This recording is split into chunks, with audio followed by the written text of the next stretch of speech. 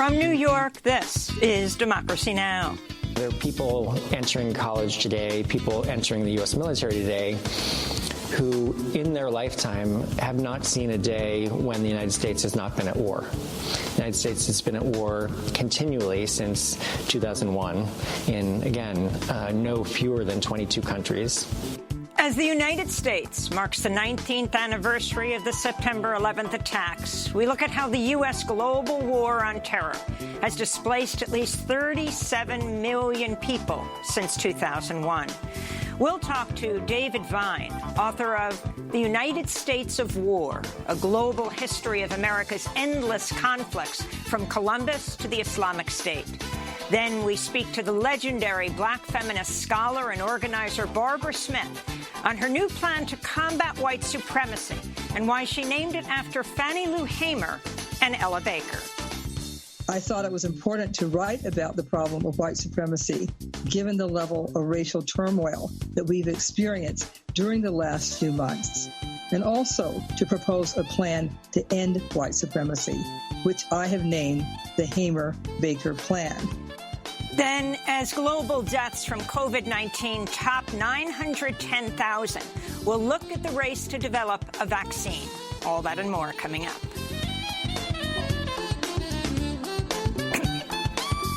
Welcome to Democracy Now!, democracynow.org. The Quarantine Report. I'm Amy Goodman.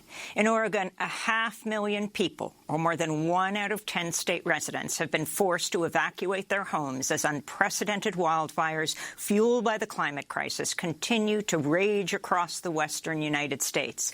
In California, the town of Berry Creek was completely consumed as a wall of fire swept through the community, killing 10 people, leaving another 16 missing. Meanwhile, the August complex fire in Mendocino County has become the largest conflagration in California history at nearly 750 square miles. More than 3 million acres have been burned across California, shattering previous records even before the normal peak of the fire season. This comes as President Trump last spoke publicly about the fires in August and is yet to offer any public statement of support for victims of the blazes. More details have emerged over why AstraZeneca paused its Phase 3 COVID-19 vaccine trial in Britain. During a private call with investors, AstraZeneca's CEO revealed a woman in the trial developed severe neurological symptoms consistent with transverse myelitis, or inflammation of the spinal cord. Details about the phone call were first reported by the medical news site Stat. This comes as the U.S. death toll from COVID-19 is approaching 192,000. On Thursday, the U.S. Department of Labor fined a Smithfield Foods meat processing plant in South Dakota that became an early hotspot for the coronavirus. Nearly 1,300 workers were infected and 43 hospitalized. 4 died. The fine was $13,500. The number of COVID-19 cases globally has topped 28 million, with over 910,000 dead. In Latin America, the total number of cases has topped 8 million, more infections than any other region in the world. India has reported another 96,000 new cases, once again breaking the record for the most new cases in a single day. A number of countries across the globe have reported setting new single-day records for infections, including Greece, France, Hungary, Ukraine, and the occupied Palestinian territories. The Labor Department is reporting another 857,000 people filed for state unemployment insurance last week. In addition, 839,000 people filed claims with a federal program aimed at helping freelancers and others. Meanwhile, Senate Republicans failed to advance a new slimmed-down coronavirus relief package, making it increasingly unlikely a new stimulus bill will be approved before the November election.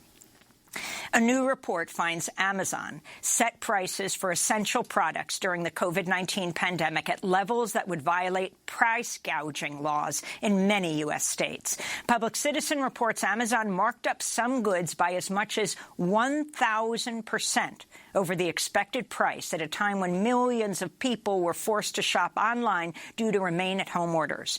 Meanwhile, a new Oxfam report finds Amazon CEO Jeff Bezos could personally pay each of his 876,000 workers a 6-figure bonus and still have more wealth than he controlled at the start of the pandemic.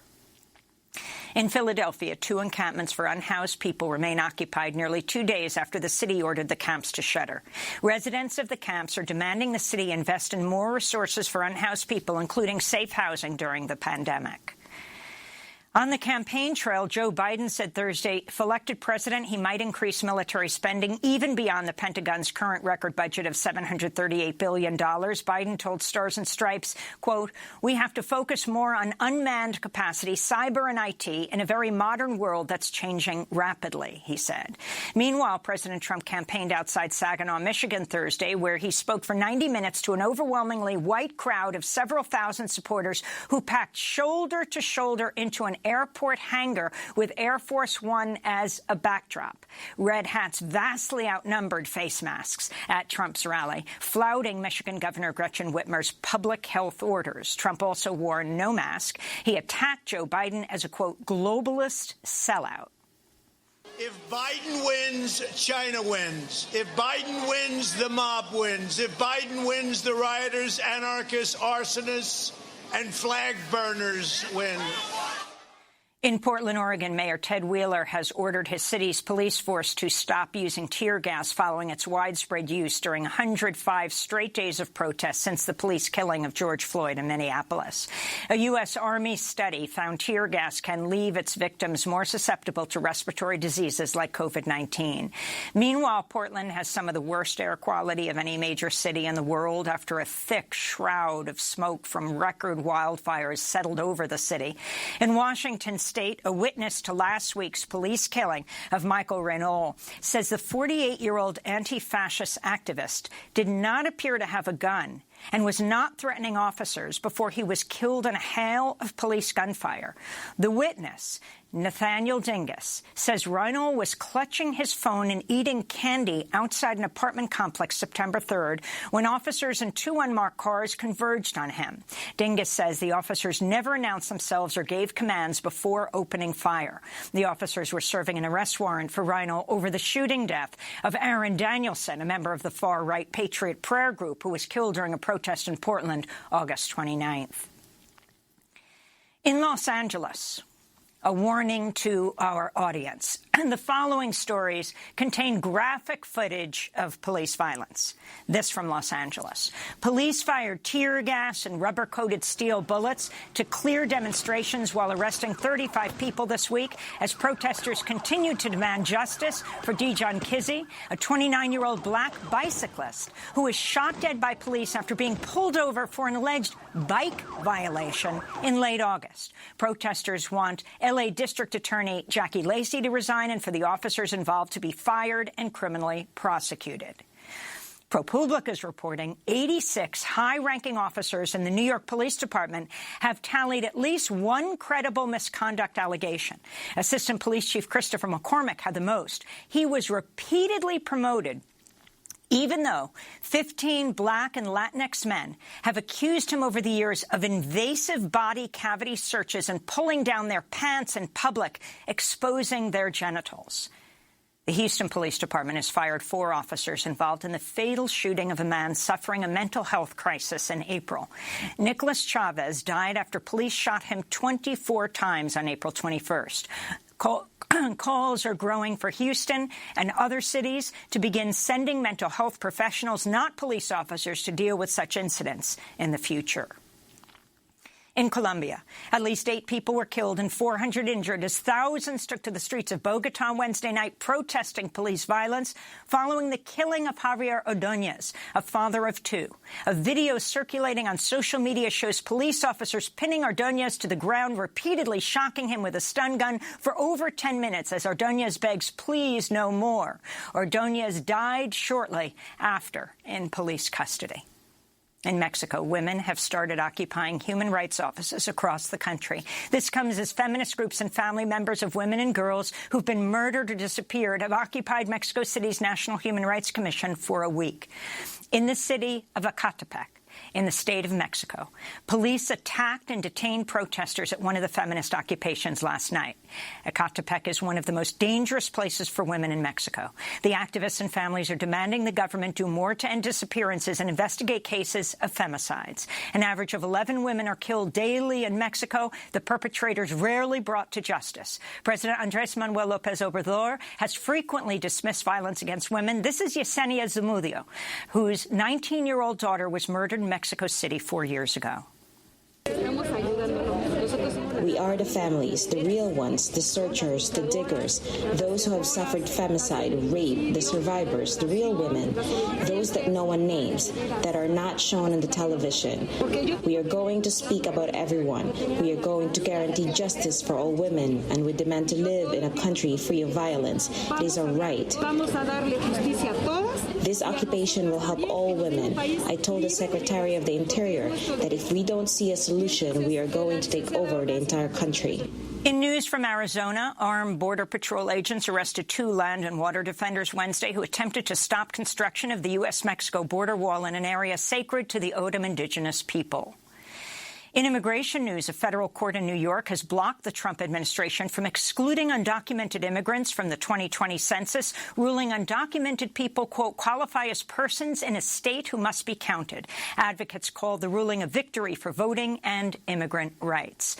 In Greece, officials are sending at least 3 ships to aid some 13,000 people who've been left homeless after a blaze completely incinerated the Moria refugee camp in the Isles of Lesbos early this week. A series of small fires were reportedly lit by refugee youth as a form of protest after the only ATM machine available on site, which the entire refugee camp was dependent on for money, was blocked amidst COVID-19 restrictions, leaving them unable to buy food and hygienic supplies.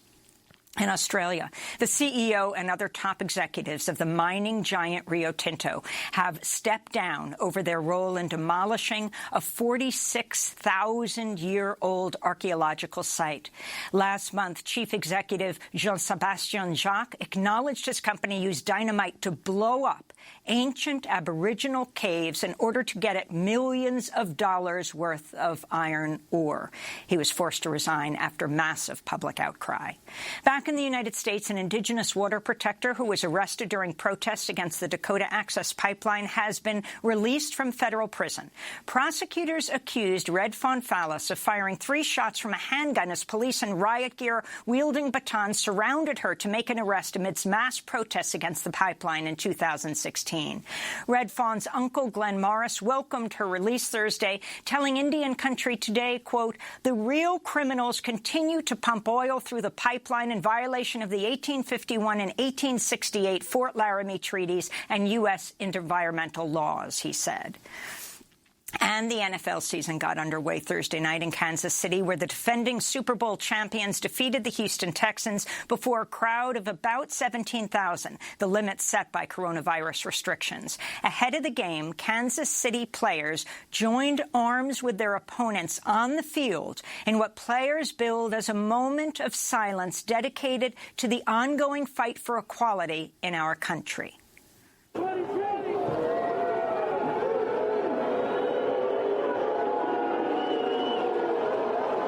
Much of the crowd erupted in boos during the players' demonstration. Kansas City Councilmember Eric Bunch responded on Twitter, quote, some NFL fans booing the players for standing and locking arms in a moment of silent unity proves that for them, standing for the flag was always about perpetuating white supremacy, unquote.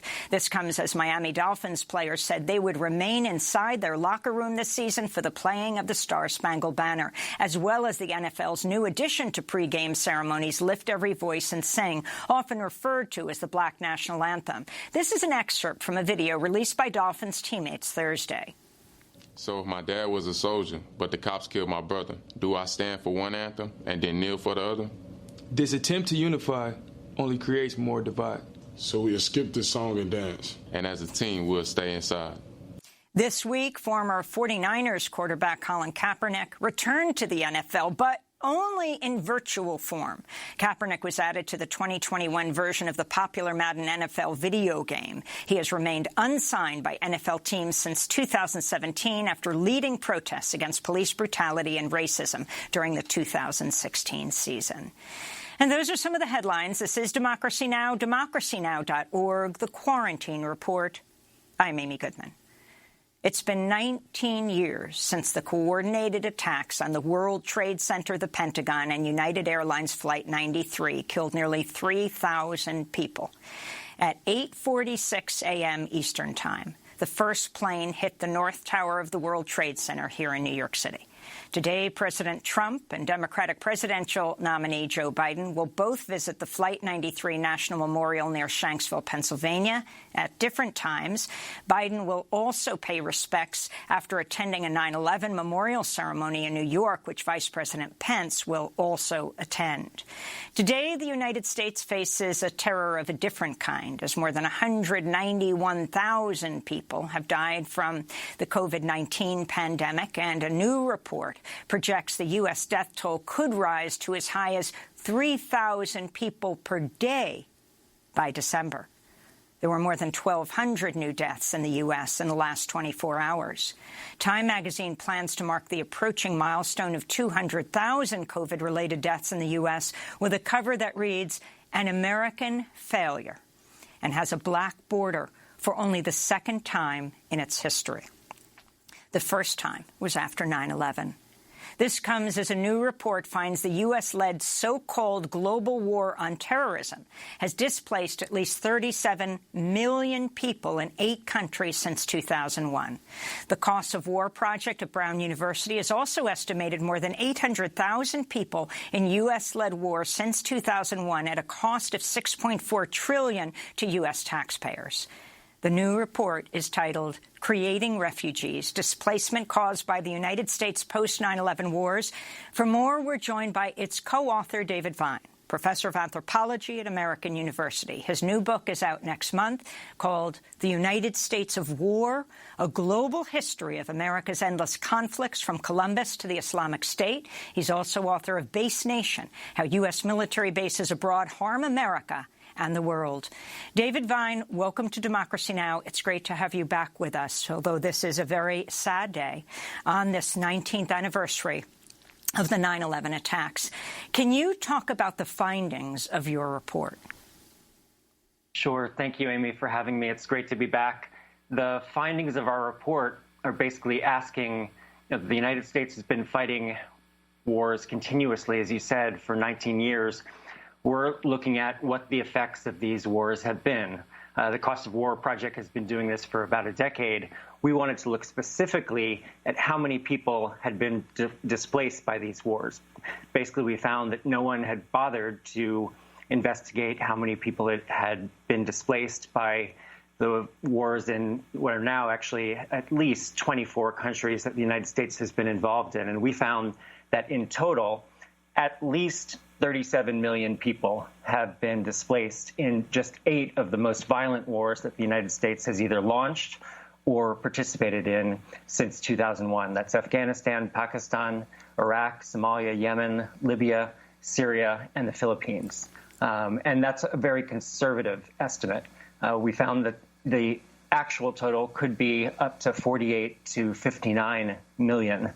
And I do think we have to pause on these numbers because we, in many ways, our lives are drowning in numbers about COVID, about many things that are important to track quantitatively, but to wrap one's mind around what just 37 million people displaced is difficult, in fact, and I think it requires some active effort. It certainly did for me. 37 million, to put it in historical perspective, that's more people displaced by any war since at least the beginning of the 20th century, with the exception of World War II. And if our larger, less conservative methodology is accurate, the 48 to 59 million estimate, that is comparable to the displacement one saw in World War II. Another way to try to wrap one's mind around just the 37 million minimum figure. 37 million is about the size of the state of California. Just imagine the entire state of California disappearing, having to flee their homes. It's about the size of all of Canada or Texas and Virginia combined. And for those enough who are lucky to have homes during this pandemic, I think people particularly appreciate. I mean, the word refugees is thrown around, but what it means to be displaced. Can you talk about why those 8 countries, and can you correlate that with U.S. wars abroad?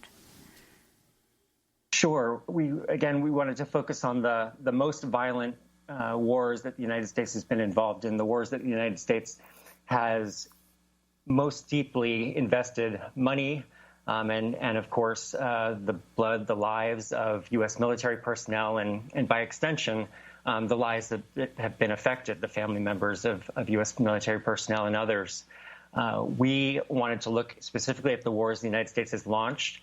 So the overlapping war in Afghanistan and Pakistan, the war in Iraq, of course, wars that the United States has significantly escalated, Libya and Syria, along with European and other allies, and then wars the United States has participated in significantly in ways including providing battlefield advisors, providing fuel, arms, and others in Yemen, Somalia, and the Philippines.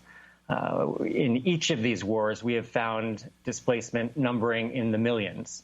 And indeed, I think, we have to recognize that displacement, the need to flee one's home, to flee for one's life, is there's in many ways, there's no way to calculate what that means for a single individual, a single family, a single community.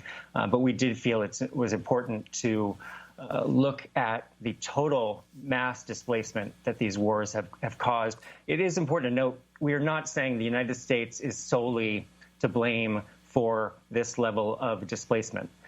Clearly, there are other actors, other governments, other combatants who are important in the responsibility they bear for displacement in these wars. Assad in Syria, Sunni and Shia militias in Iraq, the Taliban, of course, Al-Qaeda, the Islamic State, others, U.S. allies, including Britain, also bear some responsibility.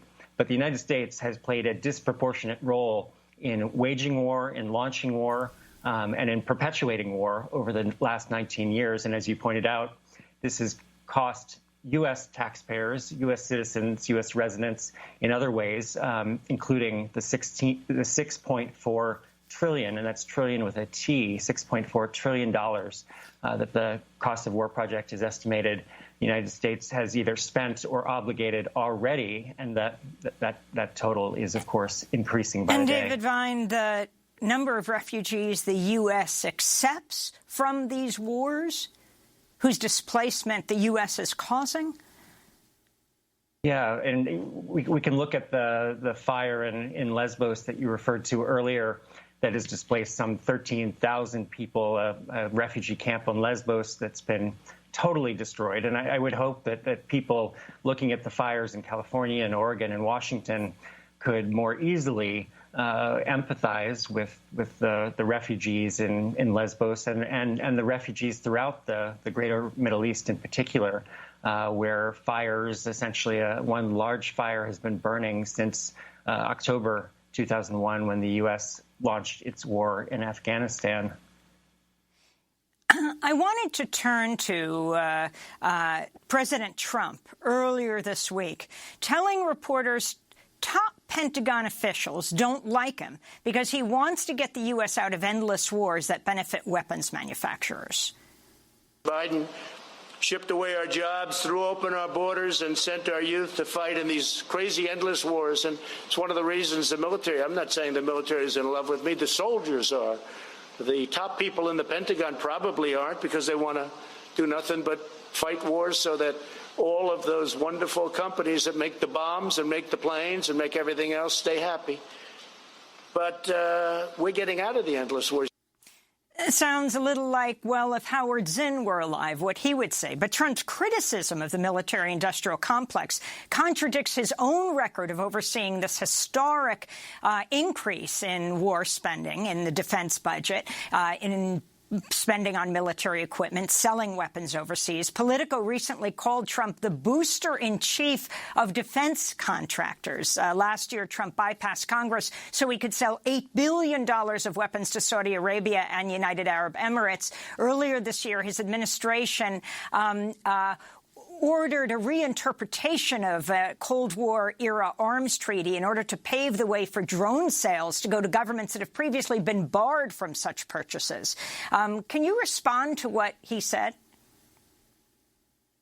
In many ways, what Trump said is quite rich, so to speak. Indeed, he is correct that weapons manufacturers have benefited greatly to the tune of tens of billions of dollars, in addition to other infrastructure contractors, the companies that make military bases that now dot the Middle East. But, you know, Trump, indeed, as Politico said, is the booster-in-chief. He has overseen and pushed for military budgets that exceed those at the height of the Cold War. And I think we have to ask, you know, what are the enemies the United States faces today that require a military budget of this size? Does the United States need to be spending upwards of $740 billion a year to defend itself? Could we be spending this money in better ways to defend ourselves? And what needs, dramatic, pressing needs, human needs, are being neglected because we are pouring tens of billions, hundreds of billions of dollars into this war machine on a yearly basis? And I think COVID, of course, points to this, underlines it more than ever. The United States was not prepared for a pandemic. And this is in no small part because the United States has been pouring money into this war machine while neglecting human needs in the United States and around the world, healthcare needs, pandemic preparedness, affordable housing, the environment. This money that we've been pouring into the war machine, of course, could have been addressing the global warming that one sees, that plays some role in the fires one's seeing across the West Coast, among many other pressing needs that the world faces today. This is an amazing fact you've pointed out, David Vine. The U.S. military has waged war, engaged in combat, or otherwise invaded foreign lands in all but 11 years of its existence. That's right. The past 19 years of war, many people often see it as exceptional, as strange that, you know, people entering college today, or most people enlisting in the U.S. military today, will not have seen a day of their life, or will not have no memory of a day of their life when the United States was not at war. In fact, this is the norm in U.S. history. And the Congressional Research Service shows this on a yearly basis in a report that you can find online. This is not just me, although I have a list of the wars expanding on the Congressional Research Service list. These are wars and other forms of combat that the United States has engaged in since independence. And indeed, in 95% of the years in U.S. history, all but 11 years in U.S. history, the United States has been involved in some form of war or other combat. And one needs to look at this much longer-term trend, this longer-term pattern that extends beyond the war, the so-called war on terror that George W. Bush launched in 2001, to understand why the United States has poured so much money into these wars, and why the effects of these wars have been so horrific for the people involved. David Vine, you report in your forthcoming book, The United States of War, A Global History of America's Endless Conflicts from Columbus to the Islamic State, that U.S. bases abroad enable combat in 24 countries, quote, thousands of U.S. military bases in nearly 100 foreign countries and territories, more than half of them built since 2001, have enabled the involvement of U.S. military forces in wars and other combat deployments across at least 24 nations since the George W. Bush administration launched its war on terror, so-called, following the September 11, 2001 attacks. Indeed, the United States currently has about 800 military bases in around 80 foreign countries and territories. and this is more bases than any nation in world history. The United States has, as you alluded to, had even larger numbers of bases. At the height of the wars in Iraq and Afghanistan, there were upwards of 2,000 bases abroad. And part of what my book, The United States of War, shows is that this is also a long-term pattern. The United States has been building military bases abroad since independence, initially on the lands of Native American peoples, and then increasingly outside of North America, and eventually encircling the globe, particularly after World War II. And what I show is that these bases have not only enabled war, they've not only made war possible, but they've actually made more likely. It's made war a far too easy policy choice decision for powerful decision makers, leaders, politicians, corporate leaders, and others. And we need to basically dismantle this infrastructure of war that the United States has built up. Why does the United States have dozens of military bases in the Middle East, in virtually every country outside of Yemen and Iran? These bases, of course, are in countries that are led by undemocratic regimes, not spreading democracy, far from it, in many cases actually blocking the spread of democracy, and making these wars possible that I think it's important to underline again, beyond displacing 37 million people at least, and perhaps up to 59 million people, these wars have taken the lives of, as the Cost of War Project has shown, around 800,000 people. And this is just in 5 of the wars, Afghanistan, Pakistan, Iraq, Libya, and Yemen.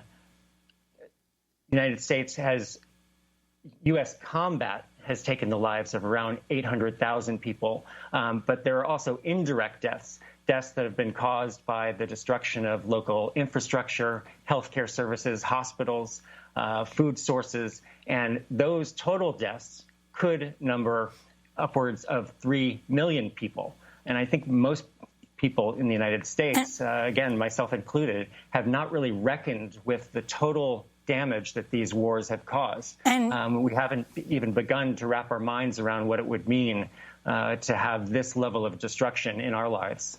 And you have, for example, the effects of soldiers on bases, like what happened in the Philippines, where the authoritarian leader, President Duterte, just pardoned a U.S. soldier who was found guilty of murdering a trans woman off a base. Yes, this is another cost of war. We need to look at the costs of war in terms of the human costs, in terms of direct combat deaths, injuries in these wars, the wars on terror, numbering in the tens of millions.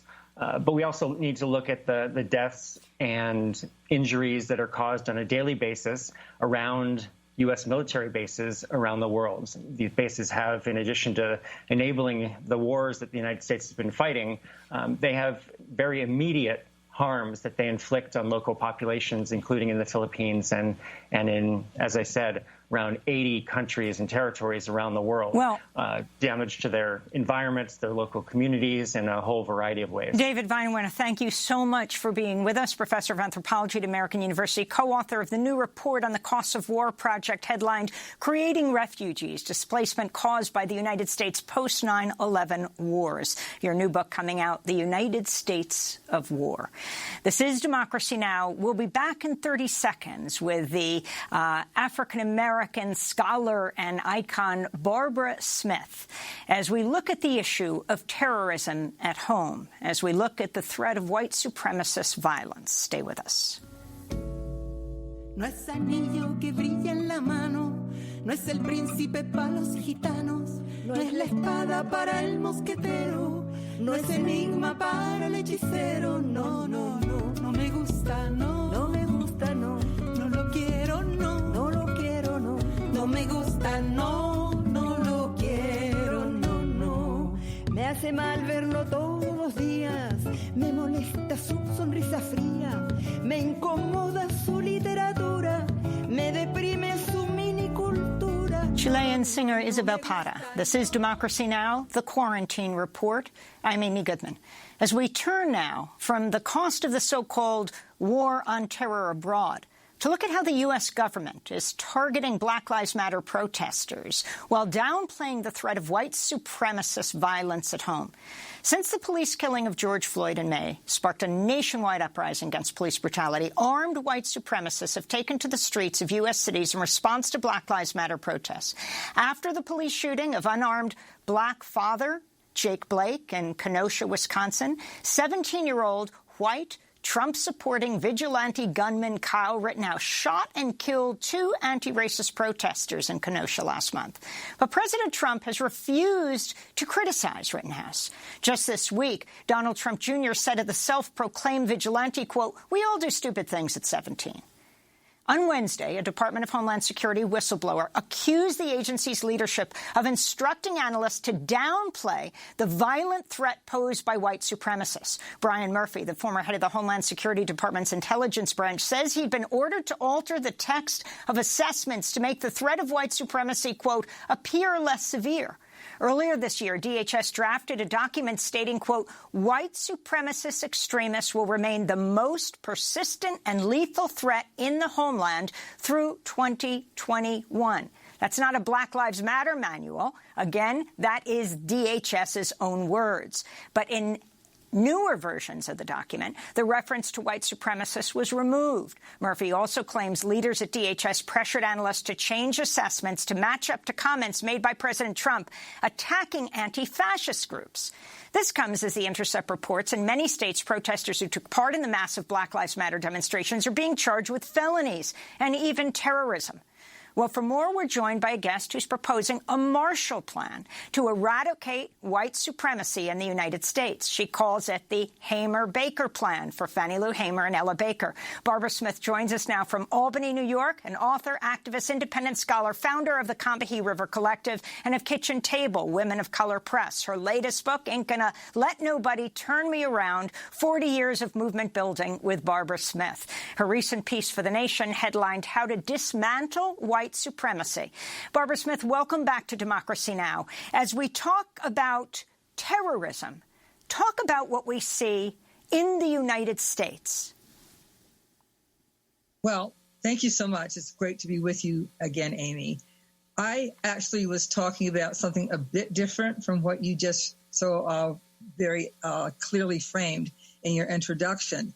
I'm not just talking about white supremacist groups or organized white supremacy. What I'm talking about is a system that actually dictates and shapes every aspect of life in the United States, from where your kids go to school and what kind of education they're able to get, what kind of housing you have, what your health care looks like, how often or much more often you die from COVID-19. I'm talking about the entire system. And I think that, of course, if we eradicate white supremacy and make that our priority and our goal, of course, we're going to get rid of the most extreme manifestations of white supremacy, which is organized white supremacist groups, violent terrorist groups. But I'm talking about something even, I think, larger. So talk about that larger picture and talk about the plan that you see needs to be put in place in this country. Well, I started writing about white supremacy earlier this summer after George Floyd was lynched. I was so full of rage and pain because I've been dealing with this ever since Emmett Till was lynched in 1955. I was 8 years old when that happened. So, of course, I could not fully understand what had actually transpired. I just knew that the people in my family, who were all from the Deep South — I grew up in Cleveland, Ohio, because they were part of the Great Migration — I just knew they were very, very upset about someone named Emmett Till, and that this person was also a child like my twin sister, Beverly, and me. So, as I said, I've been dealing with this for quite a long time, 1955 until the spring of 2020 and beyond. So I just thought, I've got to write. I'm a writer. I just thought, I've got to write about this. What motivated me was the fact that when people were talking about these issues, either in print or in media, visual, media, etc., that they never really talked about white supremacy.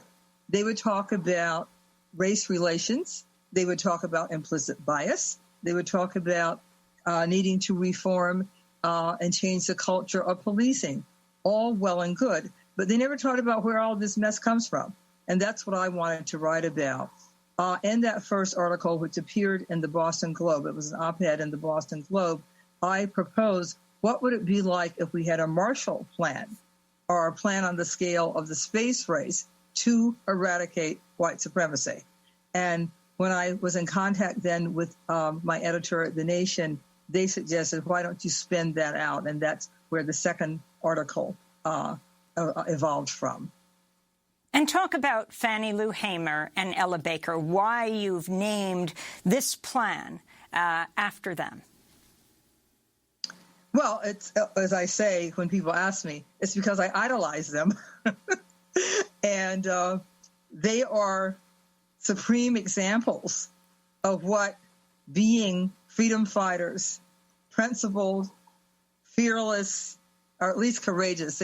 There's a difference between being fearless and being courageous. Courageous is actually better because everyone should have some fear about what might actually harm them. And, of course, Fannie Lou Hamer paid a huge price for wanting to do something as seemingly ordinary as vote. But in the Jim Crow South of that era, black people, virtually none of them were allowed to vote. She paid a permanent price because of the beating that she received. And I just found out yesterday, if you can believe it, after all these years, that she actually was blinded in one eye. She is known for having worked with SNCC, doing voter organizing and other kinds of, anti-racist organizing during that Jim Crow era. And then, of course, speaking out so powerfully at the 1964 Democratic Convention about what went on in Mississippi and asking the very, very, very relevant question, is this America?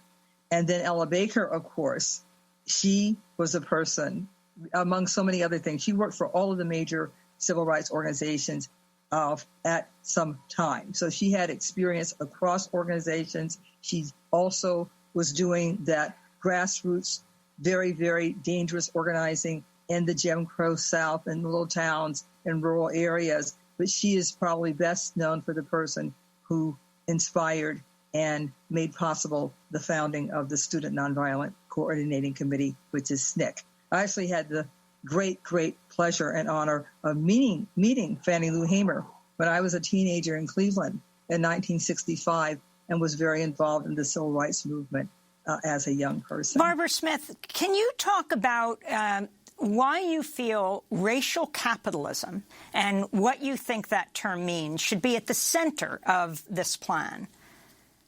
Well, as you know, Amy, you can't talk about race in the United States without talking about class, and you can't talk about class without talking about race. Racism, white supremacy, capitalism are absolutely intertwined. It's like a vine that has wrapped itself around a tree or another plant. What can you do to separate them? Very, very, very difficult to do.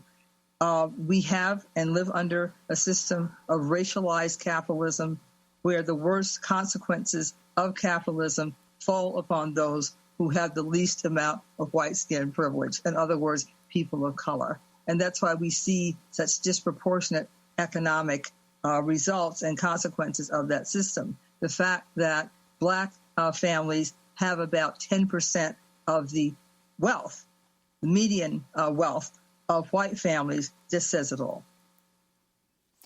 I want to go back to 1968, to the Kerner Commission, which offered a moment that could have launched the U.S. into a massive program to end white supremacy, but didn't. Why do you think that didn't happen during the civil rights movement? And what do you think is necessary to make this sort of national shift now? Again, getting into the Wayback Machine of my memory and of my life, I remember when the Kerner Commission report came out. I remember buying my paperback copy. It was a best-selling book. And that's when people had, like read paperbacks. You didn't have the internet or, all these other means of communication. So the pocket book, as they call them, the paperback book, that was the format. And this is a big, thick but small, size report done by a government bipartisan commission to explain, to investigate, explain, analyze why there had been so many urban insurrections, rebellions. I never call them riots. The other people can call them riots. But why there had been so many urban insurrections during that period of the late 1960s. And they came up with the incredibly insightful conclusion that it was white racism. And I would say that the reason that it was not addressed at that time is because, and this may sound, like pessimistic, but it's not. It's just something for us to think about. This country functions with white supremacy as its engine, an engine that runs so many aspects: banking, healthcare, education, all these disparities that we see. It would take quite a bit to say, I think, we need to get rid of that. And that's where we are now. Do we have the political will to actually eradicate white supremacy, or do we just want to kind of nip around the edges of it and do cosmetic things, taking down the Confederate statues? Very, very important. Very glad that's happening. But it doesn't necessarily get to the material conditions of people who live under this system, nor does it address the incredible violent racism that results in people like Jacob Blake being shot 7 times in front of his tiny children at point-blank range. And as you speak, Barbara, it just so happens that these seconds, people hear it at different times, but at this time, 8:46, the first plane hit the first tower of the World Trade Center 19 years ago. I wanted to ask you about intersectionality, about taking on terrorism, taking on white supremacy. You say it can't be divorced from misogyny and heteropatriarchy. Right. Well, that's, certainly from my long years of commitment to fighting for women's rights and women's freedom, and also being an out lesbian since the 1970s. Like how on businesses they say things like serving you since 1942 or whatever. Well, if there's a little sign, to explain that aspect of my life, it would be out lesbian since 1975. So that's a long time, and that was not very long after Stonewall. So I've been involved in thinking about, organizing around, writing about issues of sexuality and gender, and sexuality and gender oppression for decades, long before it was popular, long before it was considered to be cute. And I just approach everything that I work on and think about in that way. And when you think about the issue of white supremacy, it's absolutely entwined. Again, much like racial capitalism, it's entwined with patriarchy and with homophobia and transphobia. So you can't really address one without the other. I mean, just like for a thought experiment, what would our country be like if we decided, miraculously decided as a nation to get rid of white supremacy in every possible way that we could, and left violence against women, rape, transphobia, homophobia, discrimination against people based upon gender and sexuality, if we left that intact? What would we have accomplished if we did not look at all those vectors of oppression, all those roadblocks to freedom? And there are many other things, that we can talk about too. We have to look at our international situation. We have to look at our relationship to the rest of the world. We export white supremacy. Your previous guest was talking about the incredible repercussions of the United States' ongoing so-called foreign policy, which is really war policy, and that I think he said there were only 11 years in the entire history of the country when we weren't involved in warfare. What does that say about what kind of nation we are? And so much of that has been racialized. And particularly, I would say since World War II, the skirmishes and they're bigger than skirmishes, the military adventures that this nation engages in just always seems to be against populations of people of color. We could talk about Barbara, disability. before we go, since we just have 30 seconds, I want to ask if you see echoes of the Hamer-Baker plan in the Democratic Party platform, or what's being put forth, and the role you see activists should play in the November election. I haven't read the platform, but from what I gather, it's coming from a different place, because as I talked about nipping around the edges of the problem, I think that even if they're bold initiatives, you have to have the consciousness. You have to acknowledge and admit that white supremacy exists in order to fight it. And see, that's the difference. There may very well be things in that platform that will help with our situation of vast racial inequality. But is the purpose of those initiatives to address that bedrock system of white supremacy. That's the difference, and that's why I proposed the Hamer-Baker plan. Well, we're going to link to that plan at democracynow.org. Barbara Smith, author, activist, and independent scholar. Her piece in The Nation, How to Dismantle White Supremacy. When we come back, as global deaths from COVID-19 start to near 1 million, we look at the race to develop a vaccine and the issue of transparency. Back in 30 seconds. The end of the Reagan era. I'm like Lemma 12, old enough to understand it to change forever. They declared the war like a war on terror. But what it really did was let the police terrorize whoever. But mostly black boys, but they would call us and lay us on our belly while they fingers on their boots was on our head, they dogs was on our crotches, and they would beat us up if we had diamonds on our watches, and they would take our monies as they pick our pockets. I guess that's the privilege of policing for some profit. But thanks to Reagan by Killer Mike. This is Democracy Now!, the Quarantine Report. I'm Amy Goodman. As we turn now to look at why AstraZeneca paused its Phase 3 COVID-19 vaccine trial in the United Kingdom, widely considered one of the most promising trials, and what we know. AstraZeneca only revealed initial details during a private phone call between the CEO and the investors, saying a woman in the trial developed severe neurological symptoms consistent with transverse myelitis, or inflammation of the spinal cord. This was first reported by the medical news site Stat. For more, we're joined by Stat senior writer Ed Silverman, whose column this week is headlined, "Everyone Was Left to Guess What Went Wrong," an open letter to AstraZeneca's CEO on transparency. Ed Silverman, thanks so much for joining us. Tell us what you're demanding of the CEO and explain exactly what happened. Many people heard AstraZeneca's trial was halted, that it's doing with the University of Oxford, but not understanding why and how serious myelitis is, whether or not it's connected to this trial.